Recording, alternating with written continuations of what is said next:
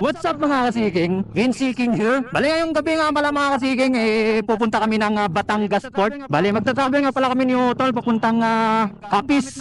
Bali motor niya yung gamit namin na Sniper 155. 10:25 na kami nag-take off dito sa Paranaque mga kasiking, dito sa may Sun Valley. So uwi kami ng probinsya at gamit lang yung motor. So papakita ko dito mamaya mga kasiking kung paano yung proseso, no? Pagdating natin dun sa may Batangas Port. Pagkuha ng ticket, all in. So balak pala namin is Batangas Port to Katiklan Port. So yun po yung aming plan. Pero depende sa sitwasyon pa rin mamaya kung saan tayo mas makakamura. So babalitaan ko kayo sa mga mangyayari sa kalsada. Okay guys, update lang. So andito na pala kami ngayon sa Alabang, Muntinlupa. Bali si Utol nga pala yung nagda-drive ng motor niya, no? So bali papalitan ko lang siya mamaya kung gusto niya makipagpalit kapag inaantok siya. So ayun, fairness nga pala ngayon ng araw, no? Ayun, babalitaan ko ulit kayo mamaya guys pagka nasa San Pedro na tayo, Laguna. So ayun, let's go. So ayun, may kasabayan tayo dito mga taxi, no? Papunta silang Bicol. Kami naman papunta aming Iloilo, Capiz, no? Andito pa rin tayo sa mga kasiging sa Muntinlupa. So malayo-layo pa tayo sa sa San Pedro, Laguna. Bali petsa 27 nga pala ngayon mga kasiging. Masaklat lang na ito mga kasiging kasi wala kaming tulog parehas. So si Utol galing pa tong trabaho niya eh. Ako naman di ako nakatulog.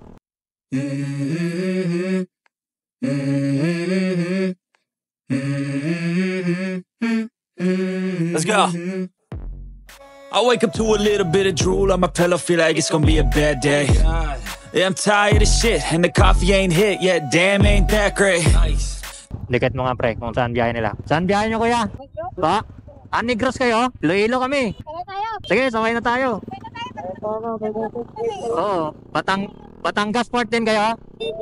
Negros pala sila eh. May kasabay kami dito. So papunta sila kuya ng Negros. So ayun, bali lang din naman yung ruta namin, same lang. Bali Batangas Port din naman yung pupuntahan nila. So ayun guys, malapit na pala tayo sa Perno. So nagpagas muna kami dito. So ayun, may nakasabay kami dito, sila ate tsaka sila kuya. Papunta silang Negros. Bali nagbago nga pala kami ng ng ruta. Bali sasabay kami dito kala ate, kala kuya. Bali babaylan na lang kami. Di na kami rerekta kasi para para mapamura. Oo. Buti na lang may kasabay kasi kung wala kaming kasabay siguro baka magrekta kami. Batangas to Katiklan eh. O ayun, dahil may kasabay naman kami, magbabaylan na lang kami. Daan namin Bulalakaw para mas mura. So mamaya titingnan natin kung ano yung sitwasyon doon mga kasiging, no? Para din to, idea din to sa mga gustong umuwi sa Iloilo or Capiz na motor yung gamit. So ayun guys, approaching tayo sa port ng Batangas.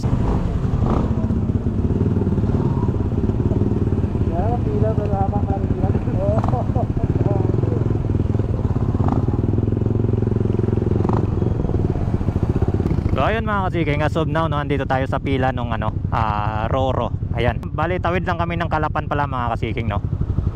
Hindi na kami magre-rekta ng Katiklan kasi mas mahal mga kasiging. Para siya, papalo siya ng almost 9K. Unlike pag nag-byland tayo, mas makakamura tayo. So ito nga pala mga kasiging yung binigay sa atin dito, yung assessment form. So pag pumila kayo dito sa may ayan ang Roro, ito yung mga ruta dito. So yung binigay na to na parang ticket mga kasiging, no, yung form na to bibigay natin dito sa may dito sa may cashier. So ayun mga kasiging, no, bali magbabayad lang pala kanina ng 65 pesos doon na pan entry. Doon kanina sa may toll, parang may toll gate doon sa may cashier. Hindi ko na nakuhanan mga kasiging, namatay bigla yung ating camera. So 65 pesos. So dalawa kami ni Utol. So bali 130 binayaran namin. So pila lang kami dito pa sampa ng barko. Magkano po madam? Aircon na lang madam. Age niya sir? 31 30. Nabukod na lang po ng Yeah. Address sir? Ano yan sir? Address po. Yung pinanggaling namin, Paranaque. Dalawa parehas. So ayun guys, no, nakakuha na tayo ng ticket. Paskat tayo. Bali ticket dito pa Kalapan mga kasiging is 1,999.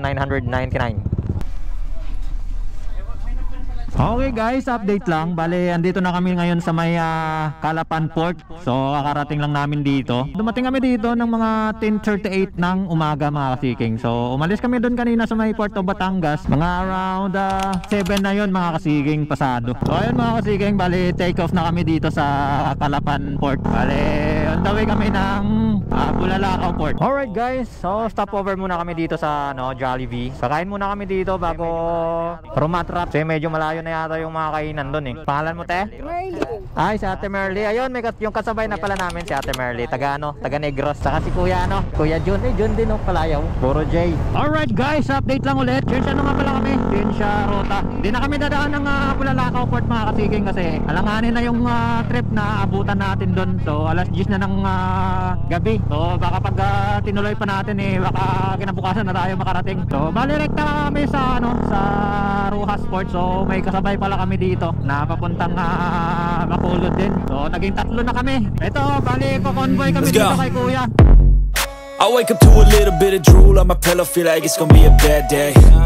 Yeah, I'm tired of shit, and the coffee ain't hit yet, damn ain't that great. I don't wanna go to work, cause my boss is a jerk, and I'm not even that paid. I need a change in my life, cause I don't feel alive, and there's nothing that makes me happy. Hold my beer for a minute, I'm about to quit my job, cash in for a ticket. I'm going on a trip and I don't plan to visit. I'm gonna stay there till I feel like I'm winning, and this is just the beginning. I need a big change, help me feel like living. I need a big swing, home runs I'm hitting, and I'll never look back, moving on till I get it all. And we all got dreams, we all want things, but what you gonna do for it? How you gonna move for it? What you gonna be? And do you believe you can do anything? But what you gonna do for it? How you gonna move for it? What you gonna be?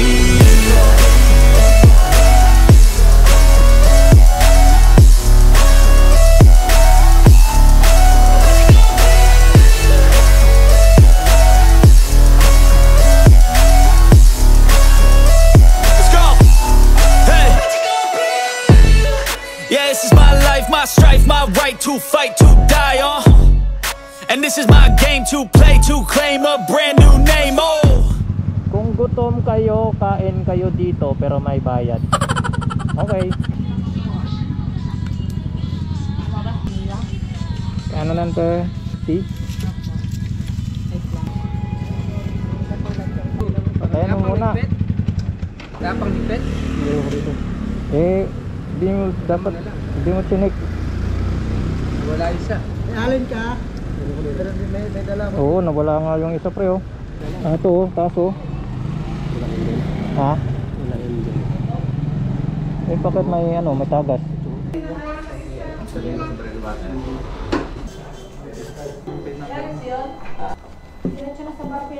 Sige po. Magkano yan madam? 20 po, sir. 20.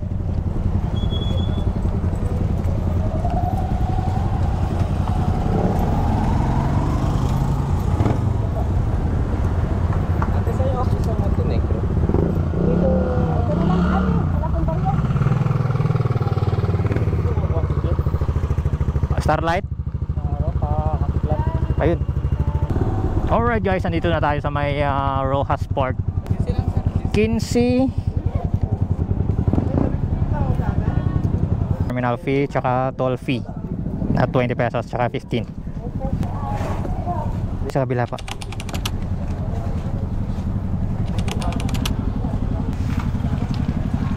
Arastre assessment.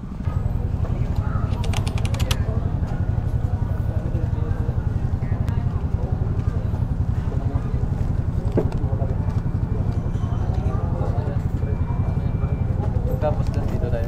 Oo. Pira mo sir na? Opo.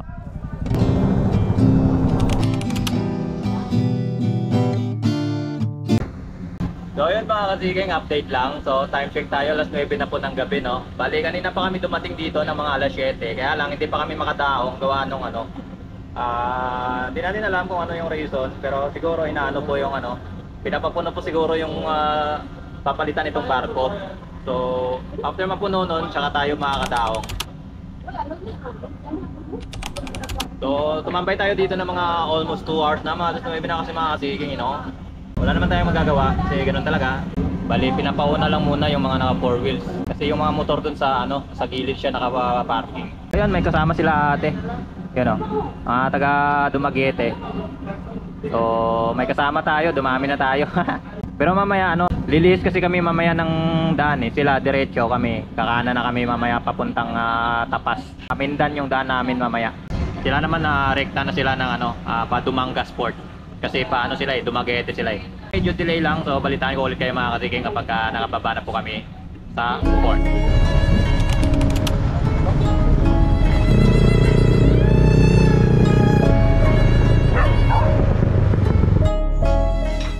Update lang pala mga kasiging. Kakarating lang namin dito sa Tapas. So ayun, 1:21 na ng umaga. So dahil na-stranded na naman tayo kanina ng 2 hours. Almost 2 hours tayo dun sa barko. So ayun, binakpak na namin. Hindi ko na na-vlog yung iba. Hindi ko na na-videoan kasi sobrang lakas talaga ng ulan. Pinilit namin talaga makauwi. Anong oras na? Bali bukas ng umaga, update ko na lang ulit.